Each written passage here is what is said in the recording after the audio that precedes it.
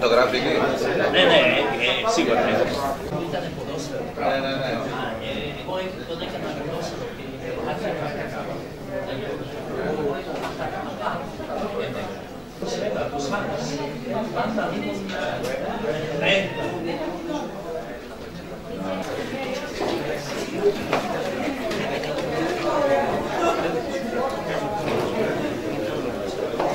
Στη σημερινή συνέντευξη τύπου, η οποία πραγματοποιείται στο πλαίσιο του Rebuild Κεφαλονιά, μια ενέργεια, μια πρωτοβουλία, την οποία είχε ο κύριος Πέτρος Γαλακτόπουλος, καταρχήν πρόεδρος του ΟΑΚΑ. Στη συνέχεια βρήκε εμάς αρρωγούς σαν Win-Win εταιρεία επικοινωνίας, τον οργανισμό Αγάπη Παιδιών Love Kids, τον κύριο Κώστα Βουτσά, ο οποίος είναι μαζί μας και είναι μεγάλη μας τιμή σήμερα που δέχτηκε να είναι μαζί μας και να μας βοηθήσει στην επικοινωνία αυτής της τόσο σημαντικής πρωτοβουλίας. Τον κύριο Χουάν Ραμόν Ρότσα και κατ' επέκταση και τον Κώστα Φραντζέσκο, όπως και τους υπόλοιπους αθλητές οι οποίοι αναλάβαν να διοργανώσουν το δύσκολο έργο του να μαζέψουν όλους τους αθλητές προκειμένου να μπορέσει να γίνει το παιχνίδι. Και φυσικά τον κύριο Κατσογιάννη, Διευθυντή Εταιρικής Επικοινωνίας της Νόβα, η οποία αγκάλιασε την προσπάθεια και δέχτηκε να μεταδώσει live αυτή τη μεγάλη πρωτοβουλία, αυτό το μεγάλο παιχνίδι που έχει σαν ένα και μοναδικό στόχο να βοηθήσουμε τους συνανθρώπους μας, τους Έλληνες, οι οποίοι αυτή τη στιγμή πλήττονται στην Κεφαλονιά. Έχουμε λοιπόν και καταγωγή κεφαλονίτικη και είναι ευτυχία και χαρά και ένα μεγάλο ευχαριστώ για όλους εσάς οι οποίοι βοηθάτε αυτή την κατάσταση. Να έρθουν οι άνθρωποι στα σπίτια τους, να πάρουν το δρόμο πάλι με τα παιδιά τους, τις οικογένειες, και ελπίζω να το πετύχουμε αυτό το πράγμα, γιατί είναι μεγάλο κατόρθωμα αυτό που κάνουμε και ελπίζω να πετύχουμε. Με πάρα πολύ μεγάλη χαρά σας λέω και ελπίζω ότι όπως έγινε τότε και ήταν ένα πολύ μεγάλο θόρυβο που έγινε και μια πολύ μεγάλη βοήθεια που ήρθε μετά το, αν θυμάμαι καλά, μια συμμετοχή που είχαμε στο τηλεμαραθώνιο για το τσουνάμι που έγινε στην Ινδονησία, που μαζευτήκανε τότε, αν δεν κάνω λάθος, 19 εκατομμύρια ευρώ.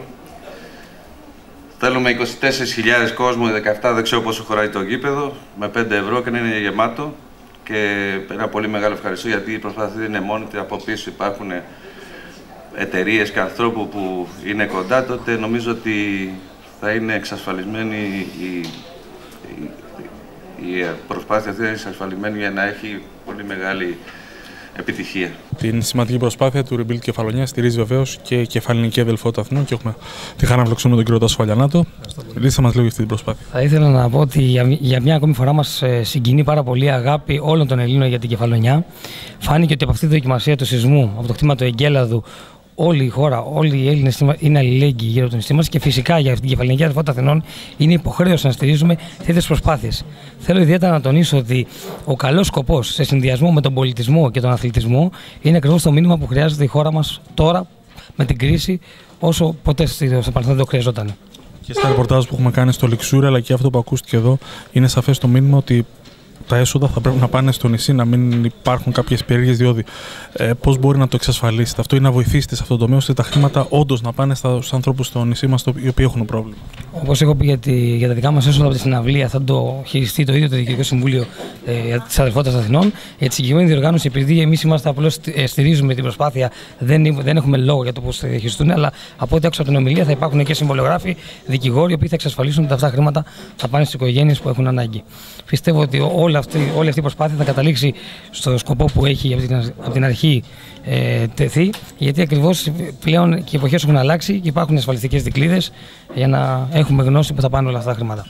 Από το υπέροχο νησί μας, μια υπέροχη φωνή που θα ντύσει και αυτή την εκδήλωση. Έχουμε κοντά μας τον κύριο Καραβιώτη. Μετά το υπέροχο βράδυ στο Ακροπόλ, εδώ θα είναι κάτι διαφορετικό, σωστά? Ακριβώς, εδώ θα είναι μια εκδήλωση αγάπης που όλοι οι Έλληνες θα συνενωθούν για να στηρίξουμε για μια ακόμη φορά το σεισμόπληκτο νησί μας.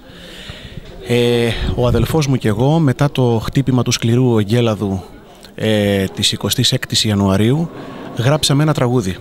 Γράψαμε ένα τραγούδι για το Λιξούρι που πόνεσε πιο πολύ από όλη την υπόλοιπη Κεφαλονιά. Ο τίτλος είναι «Λιξούρι μου».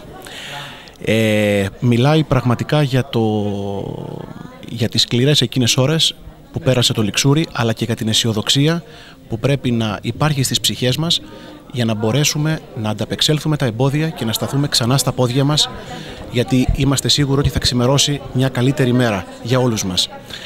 Αυτό το τραγούδι, καθώς και ένα ακόμη ίσως πιο παραδοσιακό, ίσως το πω στην κιθάρα μου ή κάποιο έτσι γνωστό, θα έχουμε την ευκαιρία να τραγουδήσουμε σε αυτή την ωραία εκδήλωση που διοργανώνεται εδώ στο ΆΚΑ στις 28 του Μαρτίου, δίνοντας ένα άρωμα της μουσικής μας παράδοσης. Γιατί η κεφαλονίτικη καντάδα είναι ένα στοιχείο αναπόσπαστο της μουσικής μας παράδοσης και ένα σπουδαίο, σημαντικό, ταυτοτικό χαρακτηριστικό. Ένα δικό μας γνώρισμα που δεν πρέπει σε καμία περίπτωση να απουσιάσει. Και καλούμαστε ο αδελφός μου και εγώ, ο Γεράσιμος και ο Σπύρος Καραβιώτης, να εκπροσωπήσουμε εκείνη τη μέρα με 2 τραγούδια μας. Ένα για το Λιξούρι και μια παραδοσιακή καντάδα.